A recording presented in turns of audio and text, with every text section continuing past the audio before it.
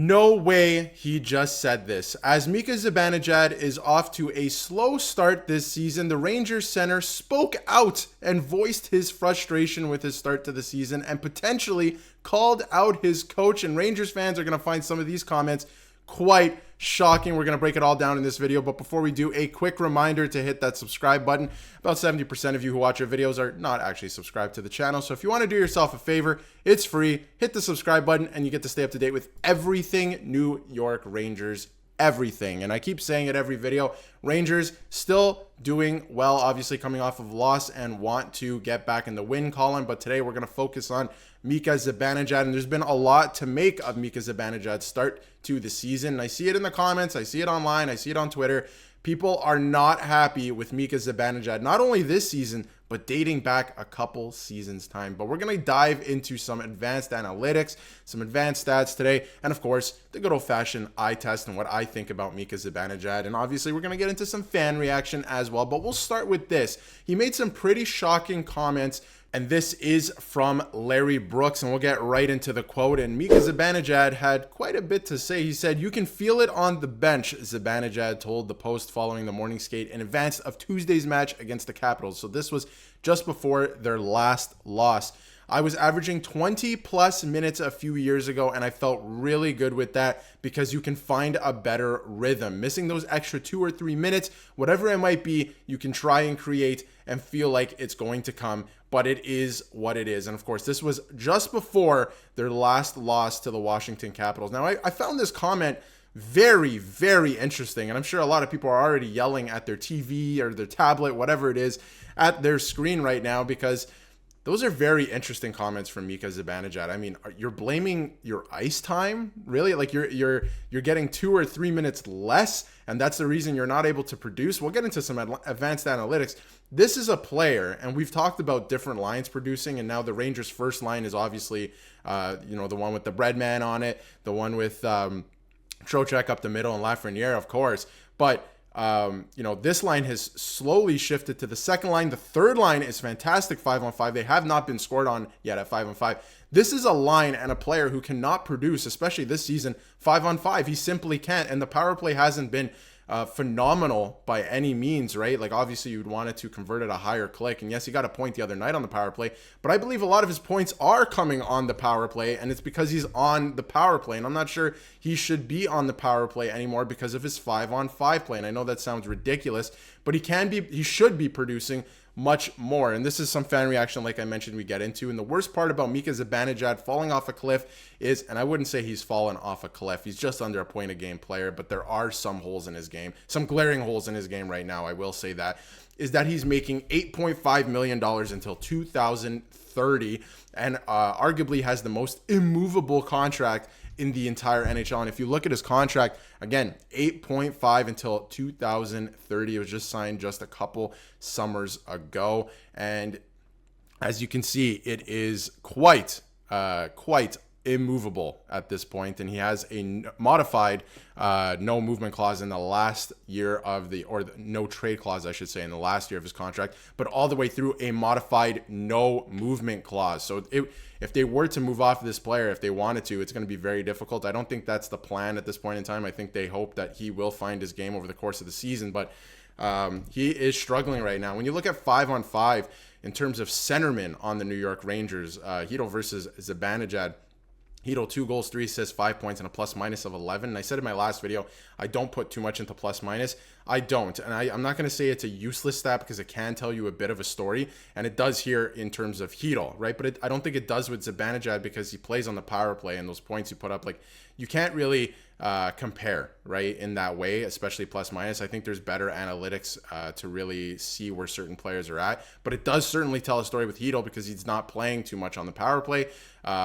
If at all, depending on how much time is left in the power play or anything like that. But plus 11, he has 5 points. And then again, Zibanejad, 1 goal, 1 assist, 2 points. It's not good enough. It's not good enough 5-on-5. He has to find his 5-on-5 game because you're not going to get power plays all the time in the playoffs. And this team is about the playoffs at this point. People are waiting to get to the playoffs because they just want to see what this team can do this year, right? The goal is the Stanley Cup. So you're not going to get as many power plays, and you have to find your 5-on-5 game. If you can't, you're in really big trouble when it comes to the playoffs. And we can take a look at his game logs, right? And he only has 7 points in 9 games. So he's almost a point a game player. And his ice time has, he's not lying. It has diminished. It certainly has. I mean, he only played 15 minutes against Anaheim the other night. And yes, it was a win. A lot of people didn't like the way that they won. But nonetheless, sometimes you win some that you shouldn't, and sometimes you lose some that you shouldn't. But that's just the NHL. But, even to start the season, he was playing a little bit more. But his ice time has certainly diminished, and he is the quote-unquote, second line center at this point. So the ice time tells a story. But I'm not sure, if you're playing 21 minutes versus 18 minutes, I'm not sure, is that going to get you an extra goal? There's a lot of zeros across the board so far this season. So I don't mean to dump on this player. Let me just say this. I love Mika Zibanejad. I have his jersey on my wall behind me, right? So I love this player, and I don't mean to dump on him. But as a second line center and making $8.5 million, he has to give you a lot more, especially 5-on-5, because honestly, it's scaring a lot of people, because once you get to the playoffs, you gotta play 5-on-5. You gotta learn, at least. And when you look at his scoring log too, the breakdown, I mean, he has a couple points 5-on-5 too, but I think notoriously, obviously, kind of relies on the power play. I feel like a lot of people might agree with me. And again, a lot of his points coming by way of Panarin in the past, and on the power play, and Chris Kreider. So no surprise there. One of his goals this year is on an empty net, so that's something to consider as well. He's only scored one other goal on Samuel Montembeault in Montreal. It's a nice goal, but he only has one goal on a goalie so far this year, so he's got to pick that up. And obviously the point production, I think, has got to go up. And he's got to be better. This is the other thing. It's not just point production. I talked about it in my last video.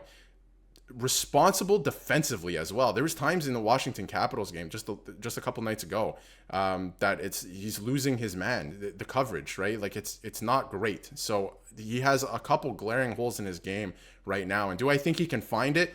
Yes. And do players fall off a cliff at some point once they get older? Yes. But this is a player who's only 30 years old, and I don't think he's fallen off that cliff yet. I think he's going to be able to find it, but he is certainly really struggling right now. And is it because, he has a new line mate in Riley Smith? I don't think that makes that much of a difference. I think Riley Smith is a great player and a nice asset to that line as well. I think he's somebody that line could definitely use, right? But they are not necessarily going right now. They certainly have to find their game 5-on-5, because if they don't, they are in a lot of trouble. And somebody that I think should probably take his spot on power play 1, because they are producing 5-on-5, and I think that they will help the power play as well. Because Mika Zibanejad, I should say, sorry, is playing a little uninspired right now, I think, and he needs to find that. He needs to find that. But to move on, I think Alexis Lafreniere should be on power play 1 right now.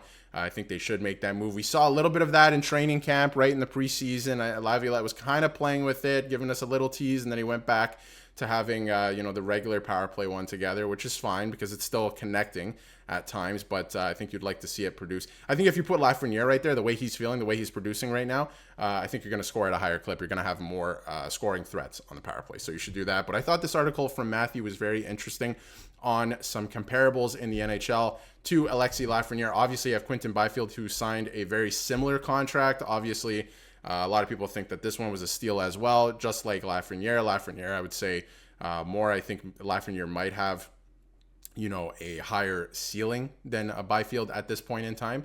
And considering Lafreniere plays on a better team, it's just a fact of the matter. The New York Rangers are a better team, but at least in my opinion. But obviously, I think the standings say the same.